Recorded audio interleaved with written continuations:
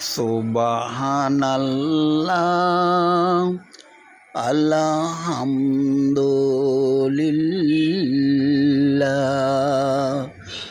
লা ইলাহা ইল্লাল্লাহু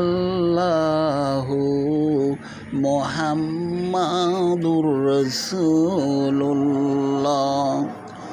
ও আল্লাহর বান্দা, রাসূলের উম্মত, এই পৃথিবীতে আল্লাহ গরিব ধনী কেন বানাইছে? একটু চিন্তা করো দেখো রে মানুষ। সুস্থ অসুস্থ মানুষ কেন বানাইছে? একটু চিন্তা করো। কারণ এই দুনিয়াতে মানুষ পরীক্ষা দিবে রে, রেজাল্ট আল্লাহ রব্বুল আলামিন ওই কঠিন কাল হাসরের মাঠে দিবে।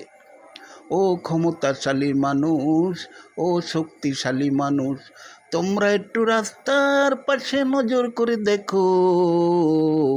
যে সমস্ত মানুষগুলা শহরে বন্দরে হাটে বাজারে চলাফেরা করো, রাস্তার আশেপাশে দেখবা অনেক সময় অনেকগুলা মানুষ দেখা যায়, তাদের হাত নাই, পাও নাই, দুইটা চোখ নাই, জবান দিয়ে কথা বলতে পারে না, চলতে পারে না।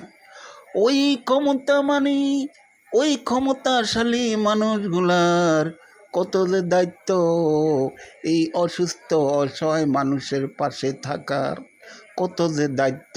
অত বাবারে, আমি তোমাদেরকে এখন বুঝাইতে পারবো না। যেদিন হাসরের মাঠ কায়েম হয় সেদিন বুঝবা আসলে আমার কথাটা সঠিক না আনসঠিক। কারণ যে আল্লাহ অসুস্থ মানুষ বানাইছে, সে আল্লাহ শক্তিশালী মানুষ বানাইছে।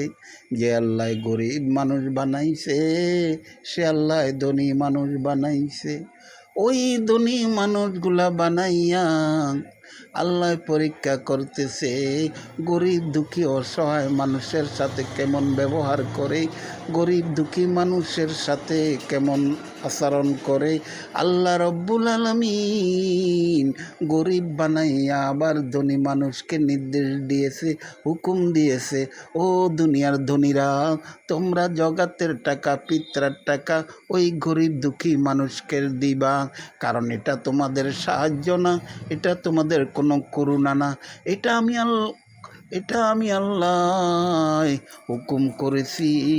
তোমরা যদি হুকুম পালন না করো, তাহলে যেদিন হাসরের মাঠ কায়েম হবে রে, সেদিন বুঝবা কেমন তোমাদের অবস্থা হয়। আজকে নেককারের খাবাই, গুনাহগারের খাবাই, আজকে সুস্থ মানুষের খাবাই, অসুস্থ মানুষের খাবাই। এই দুনিয়াতে আল্লাহ পাক প্রত্যেকটা পানির মানুষের প্রতি দয়া মায়া দিয়ে রাখছে। যেদিন আল্লাহর দয়া মায়া থাকবে না, সেদিন বুঝবা।